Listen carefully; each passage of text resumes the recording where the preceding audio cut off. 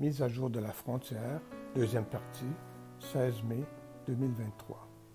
Cette vidéo explique la nouvelle interdiction de transit ou transit ban du gouvernement Biden. Le titre 42 a pris fin le 11 mai 2023. Cela signifie que tous les demandeurs d'asile qui traversent la frontière verront leur demande traitée selon le titre 8. Le titre 8 n'est pas nouveau. C'était la mesure qui était en vigueur avant que le gouvernement Trump établisse le titre 42. De plus, une nouvelle mesure a été ajoutée lorsque le titre 42 a pris fin.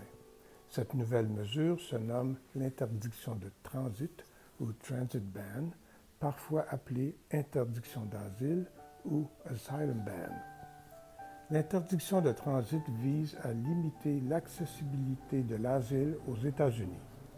Cette mesure stipule qu'une personne n'est pas admissible à l'asile si elle a transité dans un autre pays pour se rendre de son pays d'origine jusqu'à la frontière des États-Unis.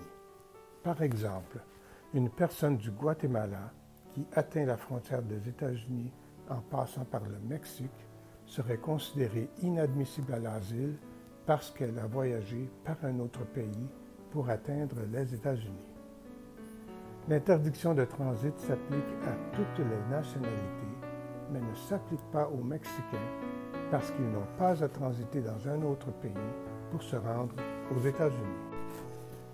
Les personnes suivantes peuvent éviter d'être soumises à l'interdiction de transit. Les personnes qui ont pris un rendez-vous avec l'application CPB-1, les personnes qui n'ont pas obtenu de rendez-vous avec CPB-1 et qui se présentent à un point d'entrée à condition qu'elles démontrent que la prise de rendez-vous n'était pas accessible ou ne pouvait être utilisée à cause d'une barrière linguistique, de l'analphabétisme, d'une défectuosité technique grave ou d'une sérieuse et constante difficulté.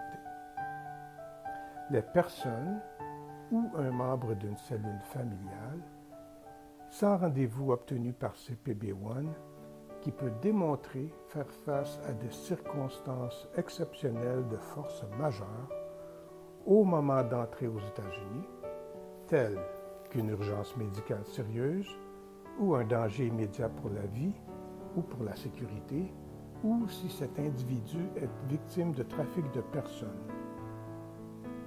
Les personnes qui ont reçu une décision finale du Mexique ou d'un autre pays par lequel elles ont transité, leur refusant l'asile ou toute autre protection.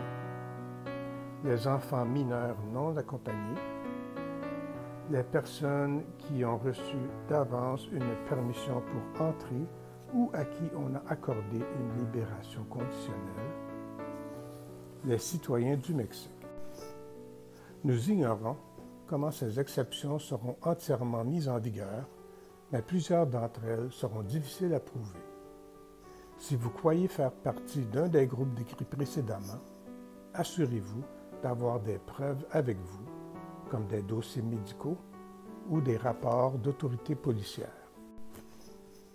Si vous êtes jugé inadmissible à l'asile selon cette mesure, il vous est possible de demander d'autres formes de protection, appelées sursis d'expulsion ou withholding of removal, et Convention contre la torture ou Convention Against Torture. Ces formes de protection seront plus difficiles à prouver. Par exemple, l'asile ne demande à prouver qu'il n'y a que 10% de probabilité d'être persécuté. Par contre, vous devrez prouver qu'il est plus que probable qu'on vous fera du mal si vous faites appel à ces autres formes de protection.